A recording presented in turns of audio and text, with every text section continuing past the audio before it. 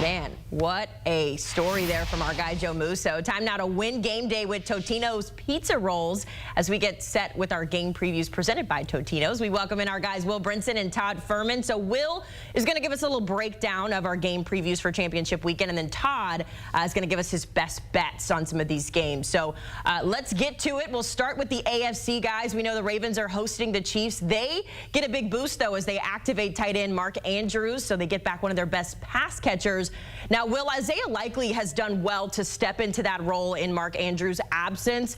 So it's not a matter of if we see Mark Andrews on the field. I'm curious, though, from your perspective, the split between the two, how effective will he be now that he's back after missing so much time this season? Well, you know, one of the things the Ravens have done all season long is take this Todd Monken offense and incorporate new stuff later in the year. I mean, you know, obviously we know Lamar Jackson can run, but we've seen him. I like to use this phrase every hit I do, but activate his legs later in the season, and then certainly in the playoffs when, you know, not like teams don't know he's capable of running. Clearly they do. He had a great year rushing, but these old offenses that the Ravens ran with Greg Roman as offensive coordinator were sort of predicated on using Lamar Jackson's legs first and then building off of that with like play action. Off of the RPOs and the read option stuff. And now Lamar Jackson's really more of a pass-first quarterback in this Todd Monken offense. And I'll be curious to see, because of how they brought those things along, those different aspects of the offense, if they would be willing to run out like a bunch of two tight end stuff that, you know, the Chiefs haven't seen, and that Steve Spagnuolo will be unprepared for, particularly during the first half before they can go in and make adjustments at halftime. And so I think that's I don't want to say a likely scenario, but I think it's entirely possible that you have them, you know, roll out and do that. And I think this offense will want to get the Chiefs on their heels, force the Chiefs to become one-dimensional by giving Baltimore a lead, and that's the best path to winning for Baltimore. So I think we see plenty of Mark Andrews, plenty of Isaiah Likely as well. You know, leave it to Will to take the low-hanging fruit with a likely scenario unfolding here with the Baltimore tight end room. But I'm a little bit more skeptical in terms of what Mark Andrews' actual usage will look like today. And while it's not an apples-to-apples comparison, we saw it for the Detroit Lions in their first playoff game this postseason. Sam Laporta, with a hyperextended knee return to action, was viable as a red zone threat, but wasn't featured prominently in their offensive game plan against the Rams. And I think we can see something similar from the Ravens. All the talk will be about Mark Andrews being out there, but I think he's going to be on a pitch count in this spot, and I think his viability is best utilized inside the red zone, where it's another big body that the Chiefs may have to contend with. Isaiah Likely, to Will's point, has been dynamic in terms of showcasing his athleticism, stretching the field, and filling in quite nicely for what we thought was a piece of this Ravens offense that was going to be impossible to replace. When you look around for Mark Andrews props, I know a lot of books don't have them, but I'd gravitate towards going under 3.5 in that particular market with receptions. I think Andrews could find his way onto the stat sheet with a touchdown, but I just don't expect him to be heavily utilized between the 20s against the Chiefs tomorrow. All right, on the other side of the matchup, another prominent tight end for the Kansas City Chiefs, who gained a new teammate this season in Taylor Swift. We finally got to hear Travis Kelce open up a little bit about his relationship and the conversations it has caused across the NFL, saying he brought it all on himself. Before I get your guys' reaction here, let's take a listen to what Travis had to say earlier this week. You hear the media throughout the year if we're not having success.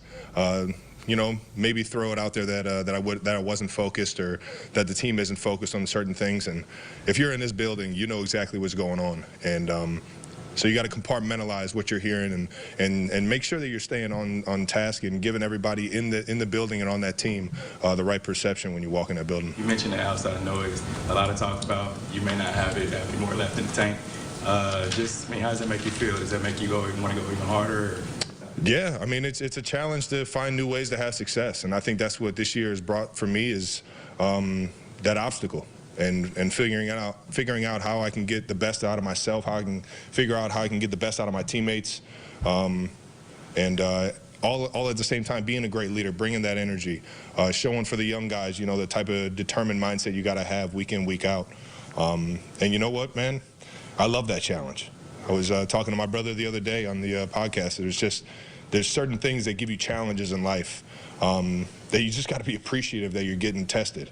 You know, because not everybody gets those opportunities, especially when you get to do it with a group of men and women that they can rally together with and really, you know, prove to yourselves what you're made of. Winning at Arrowhead's pretty damn good, but hopefully I'll find out on Sunday what it feels like to win an AFC Championship on the road. All right, so there you have it. Travis Kelce finally speaking out about the outside noise. Honestly, Will, here, when you think about the Chiefs specifically, how much does outside noise really play a factor? Is that just something we like to talk about? Because clearly the Chiefs are playing for another championship game this weekend. Yeah, I mean, okay, one, good on Travis Kelce for promiscuously promoting his podcast. I respect that. I love that. I'm a big fan of doing that myself. Check out the Pick Six podcast while you're at it, wherever you find your podcast.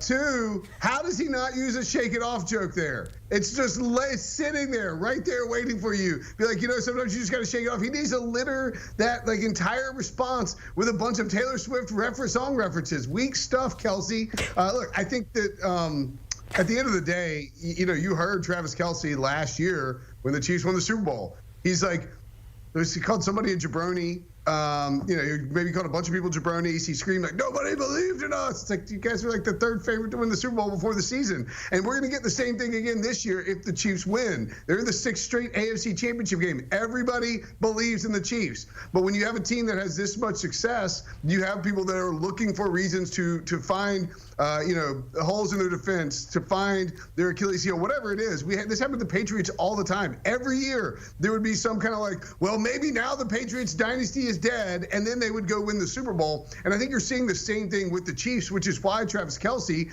at the end of the year is going to say something if they win the Super Bowl. It's going to be like, nobody believed that we could do this. We had to go on the road. It's like, everybody believed you could do it. You were back for the 6th straight year. But that's a mentality you have to have if you want to win consistently in the NFL. I mean, guys, I know that Taylor Swift's not in her country music genre right now, but when you talk to Travis Kelce or hear some of these interviews, it reminds me of a Toby Keith song more than anything else. It's all about, I ain't as good once as I was, but I'm as good once as I ever was. And that was Travis Kelce last week against the Buffalo Bills. He turned in that vintage performance we'd been waiting for all season long, exceeding odds makers' expectations, getting into the end zone multiple times, and leading us all to believe that, well, you know what, maybe this Chiefs offense has rediscovered their magic touch. But I'm a little bit skeptical, and as a result, I'm going to buy the rumor and sell the news here, going under 62.5 receiving yards for Travis Kelce in this particular spot. You look at who the Chiefs have played so far this postseason. They played a Miami Dolphins team that was extremely banged up at the linebacker position. They were dealing with a rash of injuries as well in that defensive backfield. Followed it up last week against a Buffalo team on a short week, down a couple of key cogs in their linebacking core. And credit Matt Nagy, Andy Reid, Patrick Mahomes for getting Travis Kelce involved early and often. Well, unfortunately for Kansas City, that's not a luxury they're going to be afforded in this particular spot. This is a Ravens defense that has some talented, athletic linebackers. You have a unique chess piece in Kyle Hamilton, who I think could be tasked with trying to mark Travis Kelce if he decides to wander downfield. And I think this is a number indicative of where Travis Kelce would have been priced during some of those previous postseason runs. I'm going to look to fade his current form and go under the total. I think the Ravens are going to do everything in their power defensively to make the Chiefs beat them with other weapons not named Travis Kelce. All right, we'll keep an eye out on it. Let's talk about the guy throwing the passes to Travis Kelce. Patrick Mahomes will be facing Lamar Jackson. It's a quarterback matchup that I know I personally am excited about, but a lot of people around the country are excited about it. And I found this interesting stat. Shout out to our research team for mentioning this.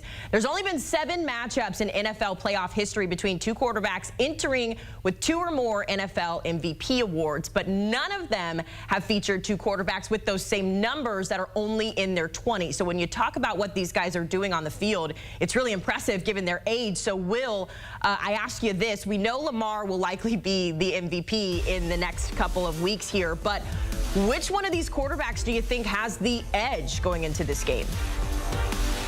Well, I mean, if you're doing a draft of like who do you want as your QB1, I mean, it's still Patrick Mahomes, right? Mahomes is still the biggest freak. I mean, Lamar Jackson's an incredible freak athlete too.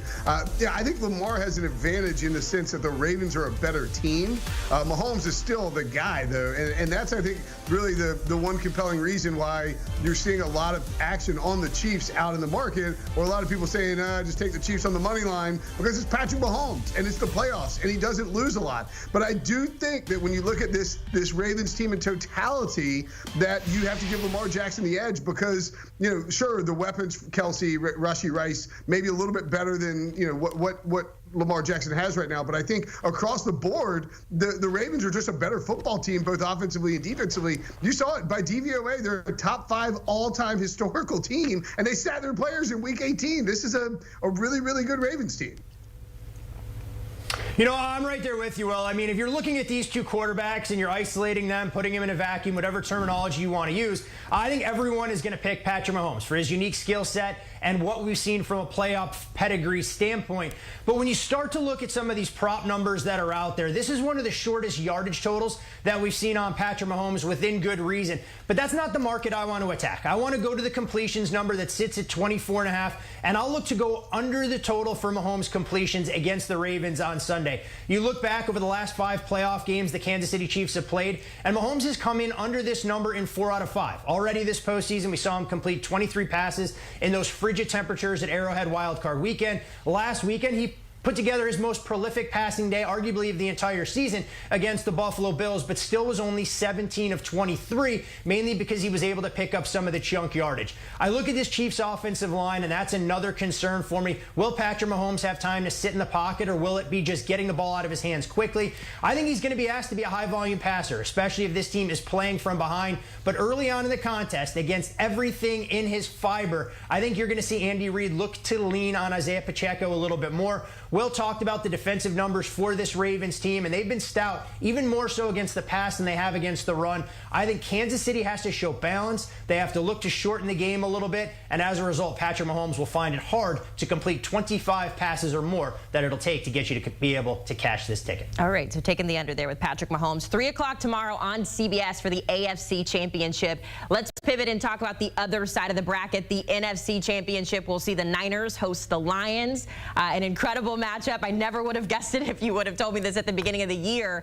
And Will, the Niners get a big boost. They get their guy Deebo Samuel back in the mix for Sunday after dealing with that shoulder injury. I feel like there was never really a question about whether or not he was going to play, just because of the athlete that he is. When you look at the numbers, he makes a difference on that offense, but just how much of a boost is it for the Niners to have him back in the mix on Sunday?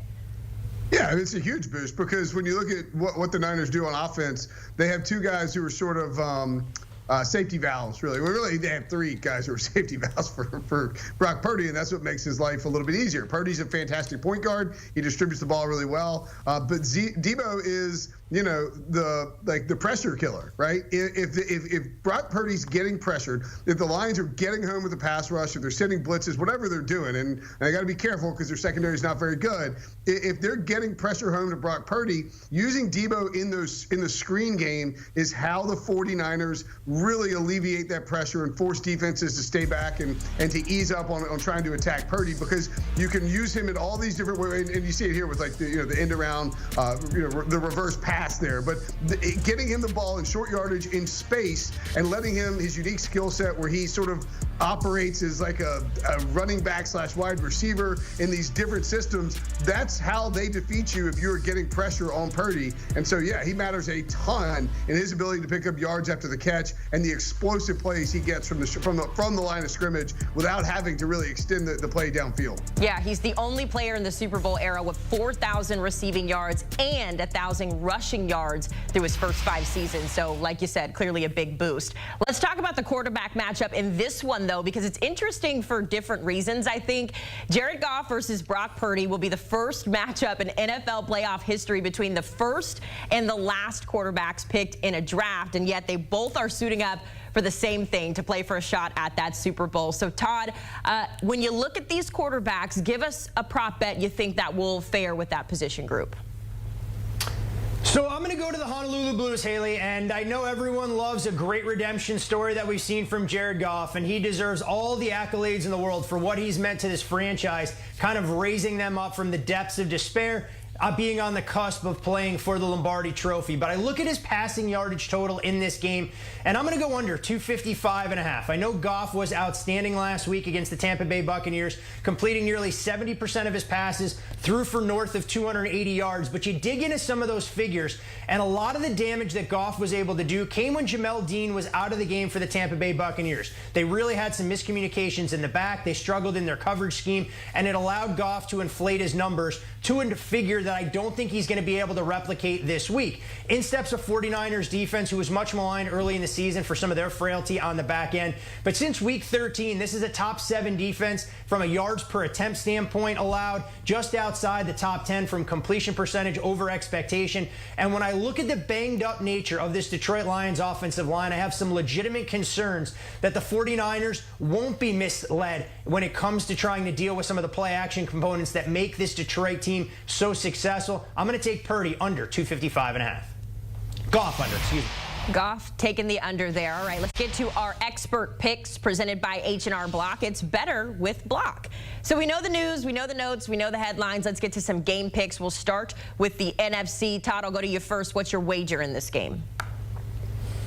So in the NFC, I'm going to lay the 7 with the 49ers. I think they can name the final score in this spot. I know a lot of people expect Christian McCaffrey to be the bell cow back, but I think this is all about Brock Purdy. He was thrown under the bus for his performance last week against the Packers. He'll have a much more favorable matchup, better conditions. It's Brock Purdy and this 49ers passing game that gets us comfortably outside the number. I'll take the 49ers to win this game by double digits. Yeah, I'm taking the same for the same reasons as Todd. Lay the points of the Niners. I think that, look, Detroit's an awesome story. They've been fantastic all year, but they have one big weakness, and it's at secondary. And Brock Purdy behind that offensive line, with the way that they operate their play action, and Christian McCaffrey, all the different weapons you have to contend with in that passing game. You can see a huge George Kittle game, a huge Brandon Ayuk game. There's just so many different ways they can beat you. Kyle Shanahan will scheme some stuff up, and they will attack early and often, make the Lions one-dimensional, and turn this into a blowout. All right, so we are all on the Niners train here. Let's switch over to the AFC guys, Ravens and Chiefs. Will it be another Super Bowl party for Patrick Mahomes, or will it be Lamar Jackson getting his first Super Bowl?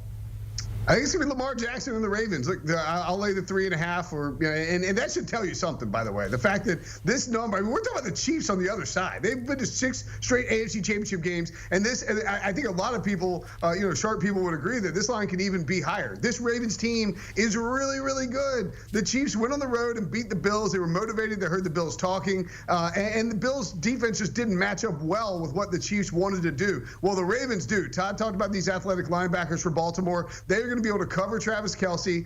If you get some pieces in the secondary back and they can put them on Rashee Rice, it's going to be hard for the Chiefs to score points in this game. Give me Baltimore. I'm right there with you, Will, but I'm going to take a slightly different path here with the Ravens. I actually think there's more value in laying the $2 on the money line. I know the price is up a touch. You mentioned this number potentially bigger. I'm more in that minus 260 range. So because I do have that little bit of trepidation with Patrick Mahomes sneaking through that back door at a number north of a field goal, I'll risk a full position to win a smaller piece on the Ravens money line at minus $2. All right. We're thinking about a Ravens-Niners Super Bowl. I think that's what everybody wants. Will and Todd, thank you so much for your time and your insight. We certainly appreciate it. Don't forget, guys, that AFC Championship game we just broke down, gave you all the information. It's happening right here on CBS. 3 o'clock tomorrow, CBS, Paramount Plus, be there as these two teams try to punch their ticket to Super Bowl 58.